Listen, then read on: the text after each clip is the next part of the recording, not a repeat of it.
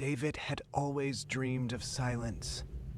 For years, the city drained him, the endless noise, the constant movement, the feeling that he could never truly breathe. He wanted freedom, a place where he could be alone, far from anyone else. At 35, he finally made it happen.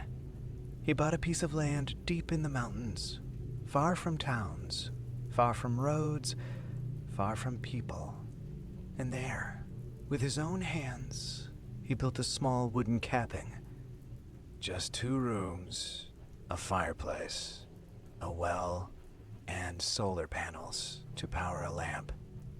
To him, it was paradise. At first, life was perfect. He woke with the sunrise, drank coffee on the porch, and listened to the birds as mist rolled through the trees.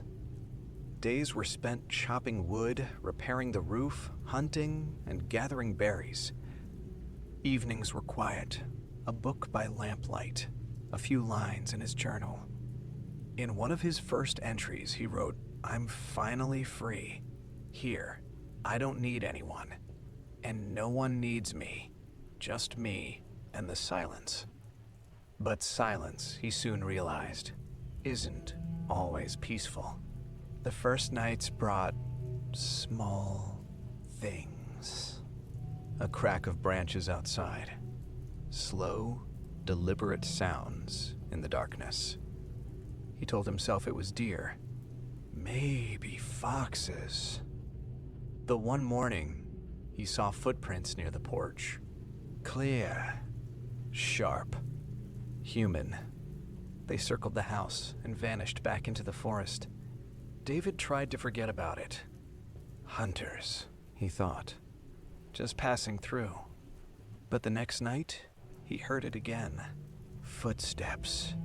Slow, heavy, moving around the cabin. And then a sound that froze his blood. Something dragged its fingers across the wall. He ran outside with a flashlight. Nothing. Just empty trees. But the forest didn't feel empty. The small things became harder to ignore. Objects weren't where he had left them.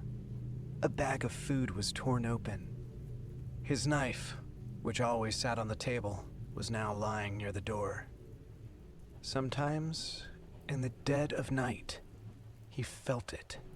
Someone was at the window, breathing. Every time he rushed outside, nothing. In his journal, he confessed, "I'm not alone here. Someone's watching me. They don't want me to see them. They're waiting." Weeks passed. Then one night, he woke to the sound of floorboards creaking. Inside his house. Heart racing, he grabbed his axe and stormed into the living room. Empty. The front door wide open. On the table sat something he had never seen before, an old rusty key. He wrote that night. He was inside.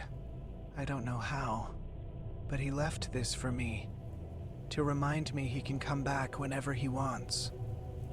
After that, the forest changed. Whispers drifted between the trees. Laughter. Screams. And sometimes, faintly, a voice calling his name.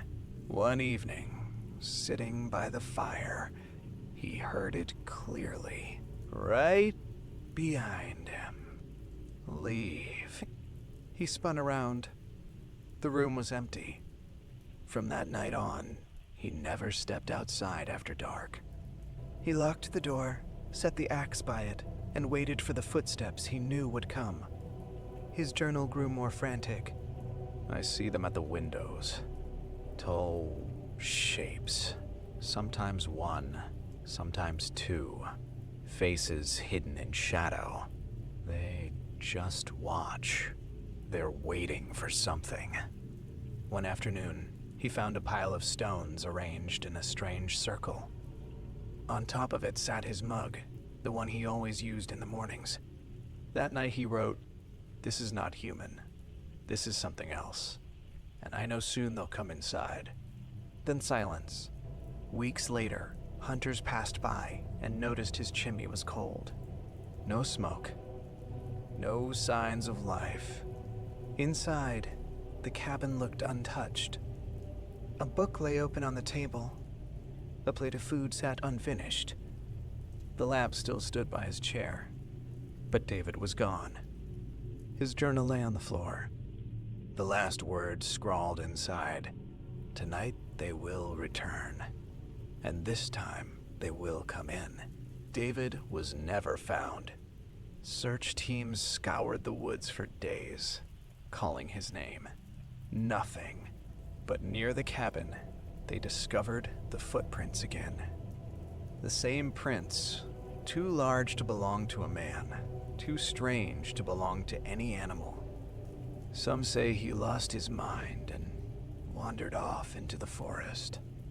Others believe he was taken by criminals, or worse.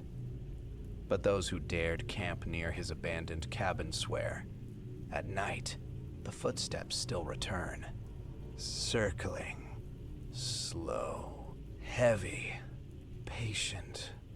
And when the wind rattles the shutters, or something scratches along the walls, it doesn't feel like the forest at all. It feels like them. The ones who once stood at David's window waiting. And finally, taking him